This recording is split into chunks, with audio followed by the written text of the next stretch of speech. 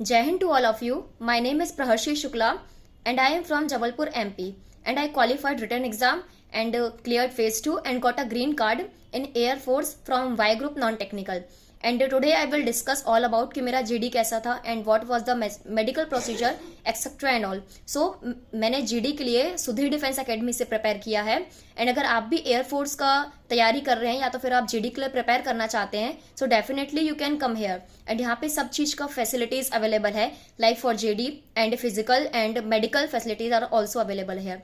सो GD के लिए जब हम गए थे सर के यहाँ तो उन्होंने हमें टोटल 40 टॉपिक्स कराए थे बहुत बढ़िया तरीके से. और इंट्रोडक्शन उन्होंने बहुत बढ़िया प्रिपेयर करवाया हमारा. और किसी को भी वहाँ इंट्रोडक्शन में या किसी भी चीज़ में कोई भी प्रॉब्लम होती थी तो टोटल 7 से 8 घंटे की क्लासेस लगती थी.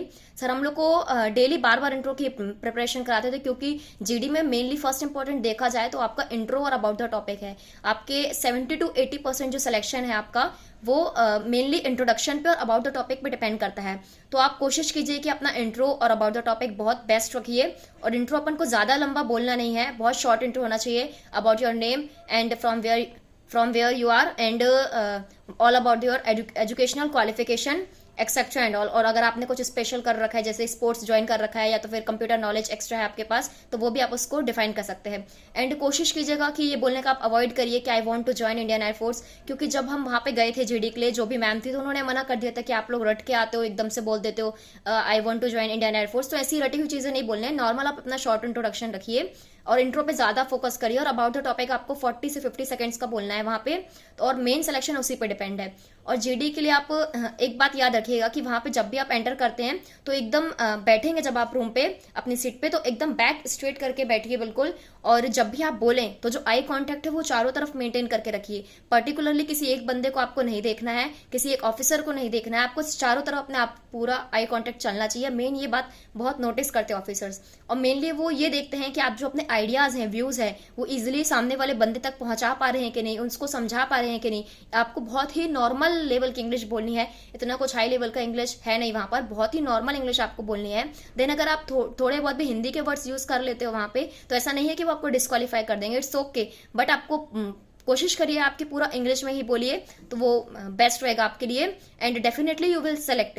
एंड मेन बात जीडी में याद रखिएगा कि आप कॉन्फिडेंस से बोलिए जो भी बोल रहे हो, whether it is positive point और नेगेटिव पॉइंट, पर जो भी आप बोल रहे हो एकदम कॉन्फिडेंटली होकर के बोलिए. जीडी में यही एक बात है. और अगर बात रहता है इसका प्रिपरेशन का कि आप घर से पढ़ सकते हो या आपको कोई कोचिंग ज्वाइन करना जरूरी है तो डेफिनेटली आप घर में भी तैयारी कर सकते हो. But the main thing is that कि अगर आप घर पे तैयारी करते हो तो आप ये डिसाइड करिए कि आप 8 से 10 लोगों का ग्रुप बना लीजिए, उन्हीं में आप मतलब आप उन्हीं में आप कोई भी एक टॉपिक ले लीजिए, उसको डिस्कस करिए. तो आपको वहां पता चलेगा कि एक मतलब कितना हेजिटेशन रहता है. उस टाइम पे ही आपको पता चल जाएगा जब आप थोड़ा बहुत ही अपने ग्रुप मेट्स के साथ डिस्कस करेंगे तो कॉन्फिडेंस आपको लो लगता है. क्योंकि वहां पे जब हम जाते हैं अगर आप विदाउट प्रैक्टिस जाओगे तो it is not possible that कि आप वहां पे बहुत बेटर परफॉर्मेंस दे पाओ. तो परफॉर्मेंस वहां पे बहुत मैटर करती है. तो अगर आप पहले प्रैक्टिस नहीं करोगे तो आप वहां पे उतना बेटर तरीके से नहीं बोल पाओगे. और फिर जब आप जाओगे वहां तो आपको लगेगा कि अगला बंदा जो है वो बहुत बेहतरीन तरीके से बोल पा रहा है और हम नहीं बोल पा रहे, तो फिर वहां पे वो प्रॉब्लम क्रिएट हो जाएगा. और जो मेरा बैच था उसमें से 20 थे टोटल, जिसमें आउट ऑफ 14 बच्चे सेलेक्ट हुए थे और 6 को उन्होंने आउट कर दिया. एंड जो आउट किया उन्होंने प्रॉब्लम ये नहीं था कि उन्होंने बोला नहीं, डेफिनेटली उन लोगों ने बोला, 2 से 3 लोगों ने बेहतर भी बोला था. लेकिन सेकंड चीज आप ये याद रखिएगा कि जो टॉपिक वो दे रहे हैं आपको उस टॉपिक पे आप स्टिक रहिए. अगर आप टॉपिक से बाहर जाके बात करते हैं तो फिर आपके डिस्क्वालिफिकेशन के चांसेस बढ़ जाते हैं. भले ही आपने ज्यादा बोला हो, जो टॉपिक दिया है उसी टॉपिक के ऊपर बोलिए, whether the point is negative and positive जो भी है बेहतरीन तरीके से बोलिए. और आपको दूसरे वाले बंदे को भी, सामने वाले बंदे को भी बोलने का मौका देना है, खुद अपना ही नहीं बोलना है. 2 से 3 बार मैक्सिमम पार्टिसिपेट करिए जीडी में, इट्स एनफ, कोई प्रॉब्लम नहीं है. 2 से 3 बार बहुत है. और जैसे ही आप बोल रहे हो तो 2-3 बंदों की सुनना है आपको, देन आपको बोलना है. और बहुत ही आराम से बोलना है, एकदम कॉन्फिडेंटली वॉइस आपको अपनी तेज रख के बुलंद रख के बोलना है. क्योंकि आप वहां फौज में भर्ती होने जा रहे हो तो इतना तो अंदर से होना चाहिए जिगरा कि एकदम तगड़ा बोलो, बिल्कुल लगे कि हाँ भाई बंदा फौज में जा रहा है. और जीडी में बस इतना ही है. एंड अगर कोचिंग भी आप आ सकते हैं अगर आपको लग रहा है कि आप घर पे प्रिपेयर उतना नहीं हो पा रहा है. और मेन चीज ये है कि कोचिंग सेंटर्स बनाए ही इसलिए जाते हैं कि जिस भी चीज की आप प्रिपरेशन कर रहे हैं पहले से करके जाए जाए तो आपको आगे कोई भी प्रॉब्लम ना हो, आपके सिलेक्शन के चांसेस बढ़ जाए, 100% आपका सिलेक्शन फिक्स हो जाए और डिस्क्वालिफिकेशन की जो रेट है वो घट जाए। वहां पे जब आप जाओगे तो सर हम लोग को 18 से 20-20 लोगों का ग्रुप बना के 3-3 4-4 टॉपिक्स पे एक एक दिन में सर ने हम लोग को जीडी करवाया है वहां पे। तो जब आप प्रैक्टिस इतनी बेस्ट कर लोगे, कोचिंग सेंटर्स हैं इसलिए कि आपको प्रैक्टिस करवाई जाए पहले से, उस प्रिपरेशन कराई जाए उस चीज के लिए जो आप करना चाहते हो, तो वहां पे आप जाओगे तो it's very good for that कि अगर आप वहां पे जाते हो बहुत अच्छे से प्रिपेयर करके तो आपके 100% आपका सिलेक्शन फिक्स हो जाएगा, क्योंकि प्रैक्टिस बहुत मैटर करता है। और 15 to 20 डेज पहले से आप चले जाइए वहां पे, पढ़ाई कीजिए बढ़िया से, सर बहुत बढ़िया पढ़ाते हैं, या तो फिर खुद से प्रिपेयर कर रहे हैं तो 8-10 लोगों का ग्रुप बना के कीजिए। एंड जीडी के लिए इतना तो इनफ है। अब बात करें मेडिकल की तो नॉर्मल मेडिकल होता है वैसे तो, लेकिन आर्म फोर्सेस में देखा जाए तो जो मेडिकल प्रोसीजर है थोड़ा सा वो टफ रहता है। आपको वहां पे बिल्कुल भी हाइपर नहीं होना है, जो ऑफिसर्स रहते हैं बहुत ज्यादा सपोर्टिव रहते हैं, आपको बहुत सपोर्ट करेंगे, आपको एकदम कूल एंड काम रखने की कोशिश करेंगे, आपको बहुत ही नॉर्मल रहना है, रिलैक्स रहना है बिल्कुल।